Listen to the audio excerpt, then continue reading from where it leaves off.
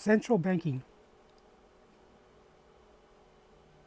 It is described as a group, like a board member type of actual committee that offers banking systems to the world, and basically how they came at it. Their actual motto is, "We don't care who runs the country, but we want to control the money." So they don't care if it's a dictator, if it's a independent country, if it's a democratic communism. They don't care, but they want control of the actual money and the flow of it to collect the interest on its actual the country's citizens. Okay, and I'm going to be using the United States as an example for this one. So they're always going to be in the ear of a politician that has powers, that has the actual the decision making and actually committing to the central banking system. And this actual, when President Wilson decided to actually bring the central system onto board, they actually named it the Federal Reserve. The name federal has nothing to do with the actual government of the United States or DC, and it actually gave them the control of the money for the entire country. And the way they did it is that they actually produced paper bills out of thin air and made the money work itself. Okay? So as soon as they started actually coming with the money, people don't even have that much trust into it, because they went from trading gold, which actually has some type of value that you can actually hold in your hand instead of this paperweight, right? So when different people opposed it or even accused the actual Federal Reserve of causing the depression, they were even accused of treason. Treason to the point where this individual was actually was taken out because he accused them of a crime that the country could actually turn on him, and it was McFadden who actually accused them of that, Louis McFadden, and he had a heart attack in public, at a public dinner. He had a heart attack in there. Could have been coincidence, but you never know. Lincoln was taken out because he didn't want to go with what is now known as the Federal Reserve. He didn't want to go with the actual banking systems, and he was he was taken out 5 days after the Civil War. McKinley, also another president, wanted to go put out a gold standard, and they actually got rid of him, and they took him on the Capitol building. And so you had 3 businessmen that went on the Titanic to meet with J.P. Morgan, and the Titanic sunk, which J.P. Morgan canceled at the last minute. Coincidence? A lot of coincidence. And also JFK, we know how that ended. Larry McDonald, he was actually, the plane he was boarded on over Russia was actually shot down. Another coincidence, and different presidents from African nations, assassinations, and these actual the board of actual central banking, they have access to elite groups. One group was the actual Green Berets. They put the scenario out, and they don't care how it's done. Who knows who saw it? As long as it gets done, that's all that matters for them. In order for them to keep that control, But if you think about it, they're creating actual currency on an empty vault because there's nothing behind it. There's nothing to back it up, right? And so when a country is actually thriving, prospering, using their money that they printed, and people start buying gold. That is a threat to them, right? That is a threat to them.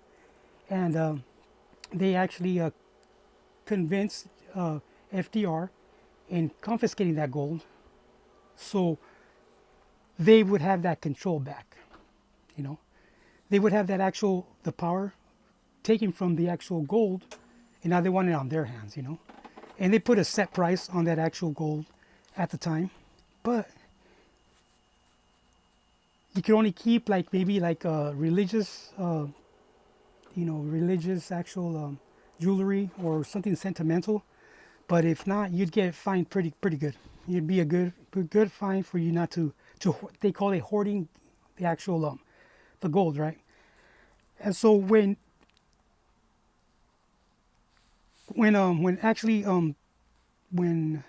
Wilson actually decided that the U.S. was going to go in with the Federal Reserve, what they named the Federal Reserve, people had no choice, and he even, like I said, he started the income tax, another way to actually take from the actual citizens power away from them, you know. And so when you have these actual entities coming at you, it's like we're renting or we're leasing our own money, you know, and we get nothing in return, not one penny. The Social Security, unemployment, disability, them benefits, we put into it. The tariffs that are collected on behalf of the U.S. citizens, that's only supposed to be controlled by actual Congress, it gets lost. Okay, and to put it to explain to it in a way to actually make it make sense. Okay, so you have the Federal Reserve that is actually creating this money by printing it, right? Then you have them collect on the interest that you took out for your home loan, collected to them, and then the agreement was they were supposed to be turned over, whatever left over, to actual Congress, right? So let's just say, for example, they collect a trillion, right? A trillion a week. After they pay for their expenses, which is the buildings, the management of the buildings, the employees, because they have quite a few throughout the United States. So they have to pay for employees, for whatever they need to run a business. It is a business. The Federal Reserve is a business. So whatever they have after paying them bills, they would actually turn around and pay the remainder that's left over and give it to Congress, which is in the billions a week. In realistic time, it's billions in the week, right? But that transaction never happens because somehow they need to actually pay back the money they printed. Yeah. So they're paying themselves back for the money they printed so they could break even on a bill that they made up. That's why I say it's the biggest scam to humanity.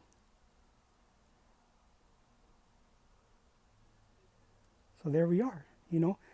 And so with tariffs too, tariffs are supposed to be collected and supposed to be returned to the actual citizen via Congress. Now I've spoken to a few economists that actually have taken a course of, they've got their business license from Stanford. And if you try to actually audit a tariff collected, you're gonna get lost in one of the steps. You'll be lost and the money's gone. Just like that. Now, an interesting fact that in National City, California, which is now known OTNC, Hotel National City, 4 presidents visited that part of Southern California, and it was Harding, it was Roosevelt, Wilson, and McKinley. Okay, and they always stayed at the founders of the city. The city was named Rancho. What is it called? Rancho. Uh, I knew the name, but I blanked out. Rancho del Rey. That's what it was called, and they changed it to National City. The family was called Kimball, and Kimball they set up shop here.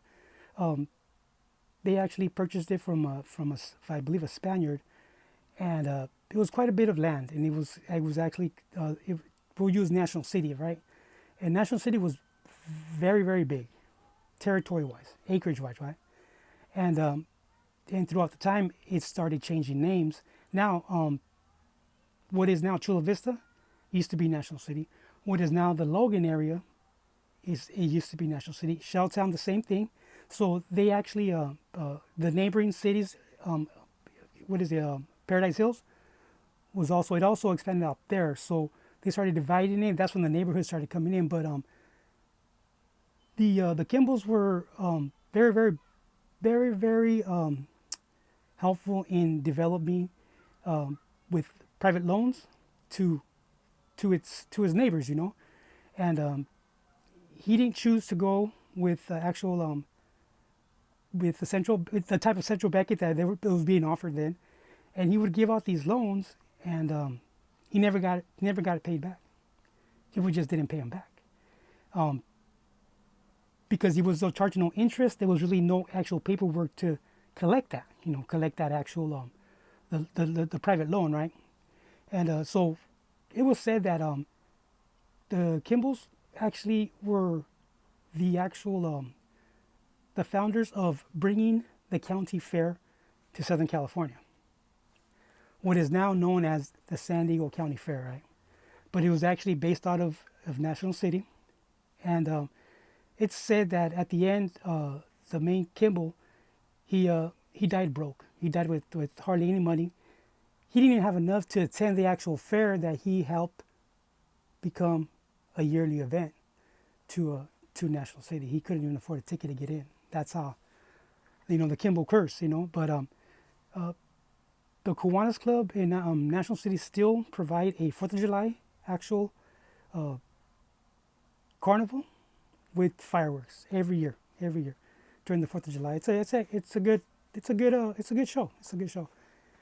It just shows you the actual how the traditions have gone on that long, So I'll just leave it at that right now.